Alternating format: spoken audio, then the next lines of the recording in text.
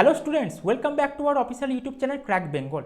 আজকে আলোচনা করব WBSSCর PYQ, যেটা 1999 থেকে 2012, সেখানে 2005-এর হিস্ট্রি পিজির কোশ্চেন নিয়ে আলোচনা করা হবে। চলো প্রথম কোশ্চেন নিয়ে আলোচনা করা যাক। ফার্স্ট কোশ্চেন দেখো, অশোকের মহামাত্রদের কাজ আলোচনা করো। প্রজাদের পারলৌকিক মঙ্গলের বাসনায় এবং তাদের মধ্যে ধর্মভাব জাগ্রত করার উদ্দেশ্যে অশোক ধর্ম মহামাত্র নামে এক শ্রেণীর কর্মচারী নিয়োগ করেন। ধর্মে আদর্শ প্রচার করা, ব্রাহ্মণ সম্বন্ধে সেবা যত্ন করা, বিভিন্ন ধর্মীয় সম্প্রদায়ের বিরোধ দূর করা, জনকল্যাণমূলক কর্মসূচি রূপায়ণের দায়িত্ব ছিল মহামাত্রদের ওপর।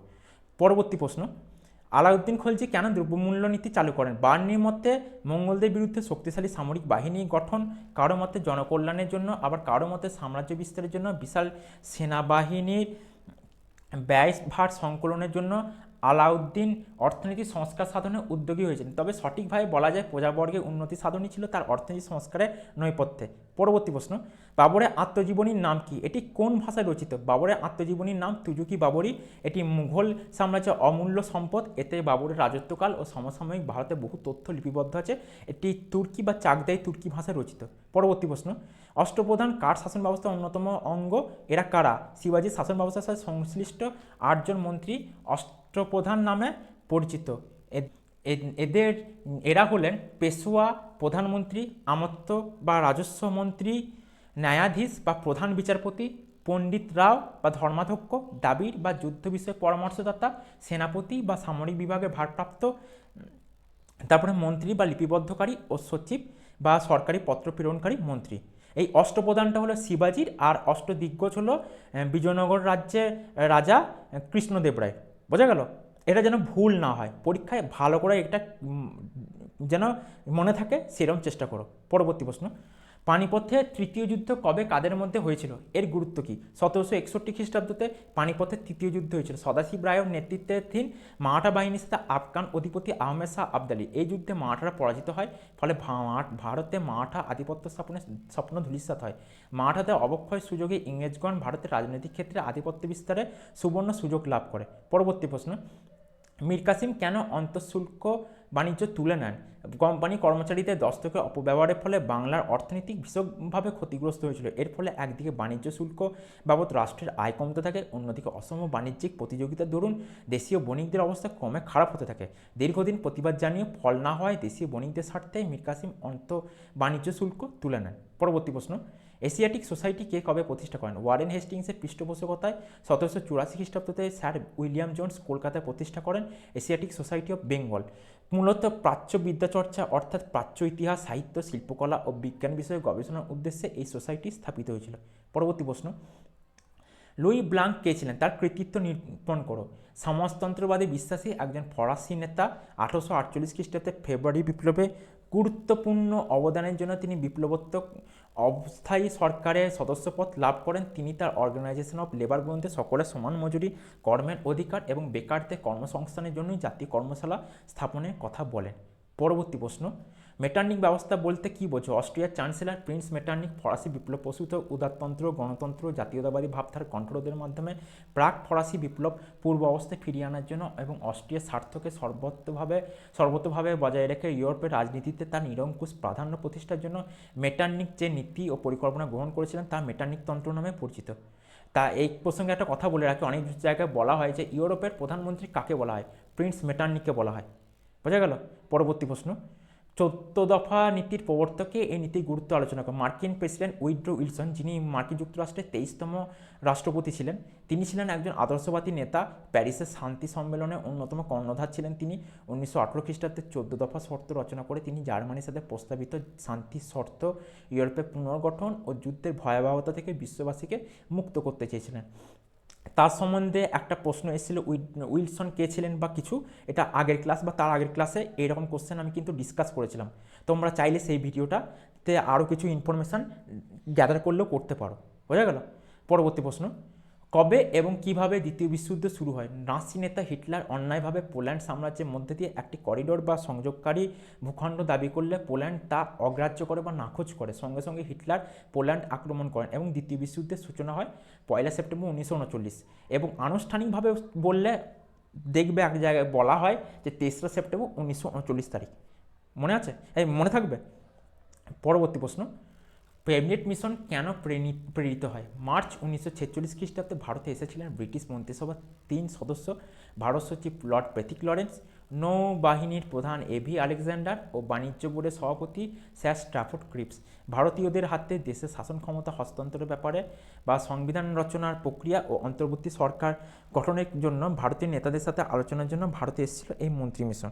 পরবর্তী প্রশ্ন, 1789 খ্রিস্টাব্দে ফরাসি বিপ্লবের আদর্শগুলি কী ছিল? 1789 খ্রিস্টাব্দে ফরাসি বিপ্লবের মূল 3টি আদর্শ ছিল সাম্য, মৈত্রী এবং স্বাধীনতা।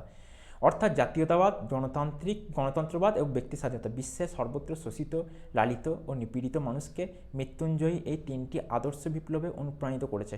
মুক্তিকামী মানুষের কাছে এই 3টি আদর্শ আলোকবর্তিকা স্বরূপ।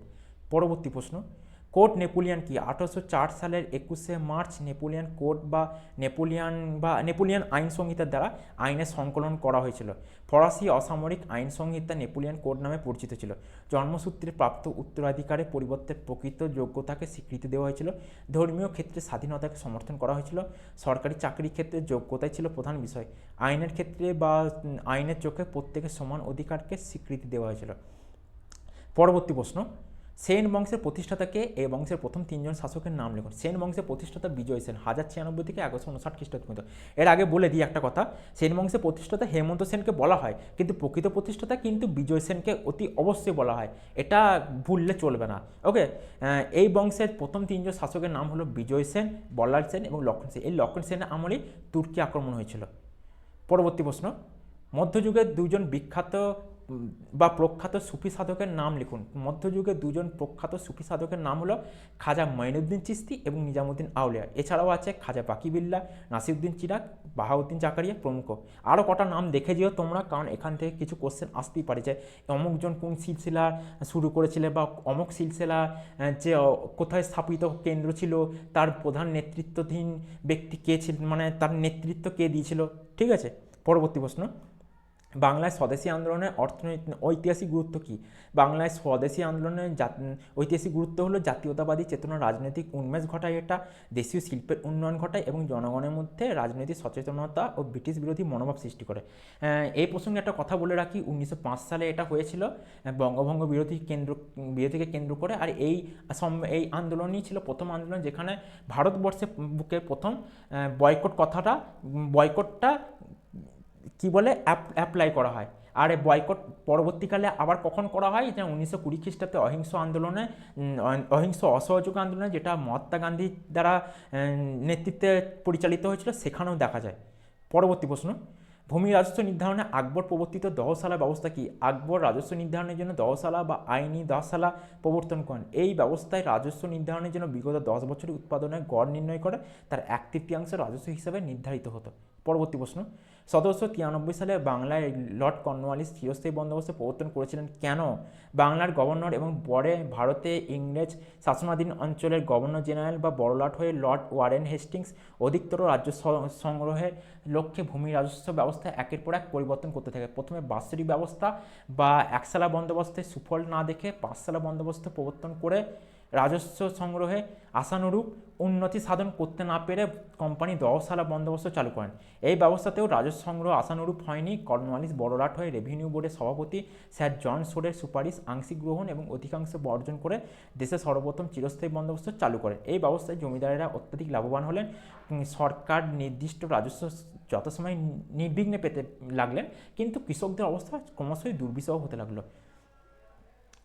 এইটা দেখবে যে চিরস্থায়ী বন্দোবস্ত কার রিপ্লেসমেন্ট হিসেবে গড়ে তুলেছিল কি না, এই 10 সালা বন্দোবস্তেরই রিপ্লেসমেন্ট হিসেবে গড়ে তুলেছিল 1793 সালে 22শে মার্চ। পরবর্তী প্রশ্ন, 19বিংশ শতাব্দীর বাংলায় 4টি উল্লেখযোগ্য জাতীয়তাবাদী সংবাদপত্রের নাম লিখুন। 19বিংশ শতাব্দীতে বেশ কিছু জাতীয়তাবাদী সংবাদপত্র প্রকাশিত হয়েছিল। তাদের মধ্যে উল্লেখযোগ্য 4টে সংবাদপত্র হলো সংবাদ প্রভাকর, হিন্দু প্যাট্রিয়ট যেটা ইংরাজি ভাষায় রচিত, অমৃতবাজার পত্রিকা প্রথমে বাংলা এবং পরে ইংরেজিতে রচিত, এবং the Indian mirror. Harishchandra Mukherjee কর্তৃক সম্পাদিত হিন্দু প্যাট্রিয়টের ইংরেজ নীলকর অত্যাচারের বিরুদ্ধে লেখনী ধারণের জন্য চিরস্মরণীয় হয়ে আছে। এই হিন্দু প্যাট্রিয়টটা থেকে আমরা কিছুটা হলেও নীল বিদ্রোহ সম্বন্ধে জানতে পারি। আজকে আলোচনা করলাম 2005-এর হিস্ট্রির যে পিজি লেভেলের কোশ্চেন, পিজির যে পরীক্ষাটা হয়েছিল সেটার যে 20টা প্রশ্ন সেটা নিয়ে আলোচনা করলাম। পরের দিন অন্য একটা সেট নিয়ে আলোচনা করব। যদি আমার ভিডিওটিকে ভালো লেগে থাকে তাহলে ভিডিওটাকে লাইক করো আর চ্যানেলটিকে অতি অবশ্যই সাবস্ক্রাইব করতে ভুলো না। আবার দেখা হবে পরের দিন, ততক্ষণের জন্য বাই বাই।